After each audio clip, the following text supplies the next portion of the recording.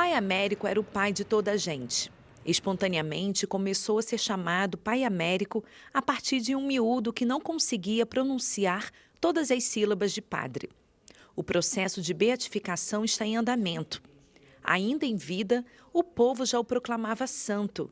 Tamanha era sua predileção pelos mais pobres, especialmente pelas crianças. Foi um homem de fé,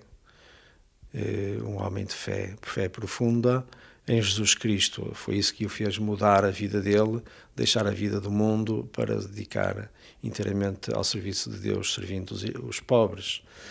Fé e esperança, porque não fazia contas com o que tinha e com o que vinha a precisar. Andava para a frente, portanto sabia que no momento próprio que as coisas aconteceriam e teria os meios para as fazer. E, de facto, a virtude da caridade, pois, isso distingue-o mais visivelmente e no comum das pessoas, ainda em criança, até na sua própria casa familiar.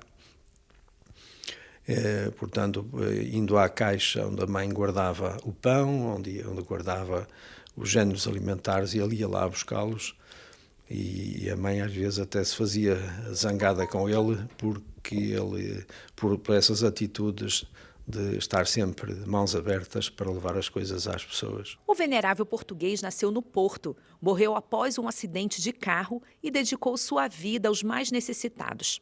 Neste mês de janeiro, são 80 anos da obra da rua, com a fundação da primeira Casa do Gaiato, em Coimbra.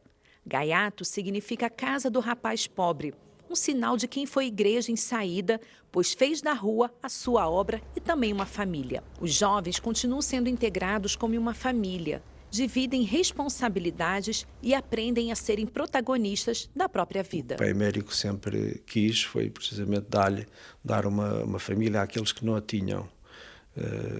Criar condições para que os rapazes, experimentando essa vida em família, fossem capazes de, quando saíssem da casa e assumissem a sua vida independente, autónoma, pudessem também depois pôr em prática a vida em família, criar a sua própria família. Mas durante muitos anos isso estava de tal forma vincado no espírito do rapaz que muitos, o último dia em que estavam na casa do Gaiato, antes de saírem, era o dia do seu casamento. Portanto, eles casavam na nossa própria capela e depois partiam para a sua vida independente. Além de ajudar os rapazes, mobilizou uma grande campanha nacional lançada em uma peregrinação aniversária de Fátima, em 13 de maio de 1952. Foi o passo para a constituição do movimento Patrimônio dos Pobres, para a construção de casas para famílias em todo Portugal. Padre Américo costumava dizer que sua obra começaria depois que ele morresse. De fato, de lá para cá, a obra da rua não parou de crescer. Atualmente, são 6 casas do Gaiato em Portugal e Angola que atendem cerca de 300 jovens em diversas atividades. No seu dia a dia, grande era o testemunho de ousadia e humildade. Constantemente rezava o Santo Terço e tinha como santos de devoção São Vicente de Paula e São Francisco de Assis. O museu na Casa do Gaiato de Paços de Souza retrata momentos de sua história e obras. Traços de um grande evangelizador, catequista e comunicador. A fim de pedir doações e trazer a reflexão sobre a problemática da pobreza, escreveu livros e artigos na imprensa da época e fundou o jornal O Gaiato, ainda hoje em circulação. Conforme descrito na primeira edição, seria distribuído quinzenalmente e até o fim do mundo. Afinal, é preciso ajudar a continuar.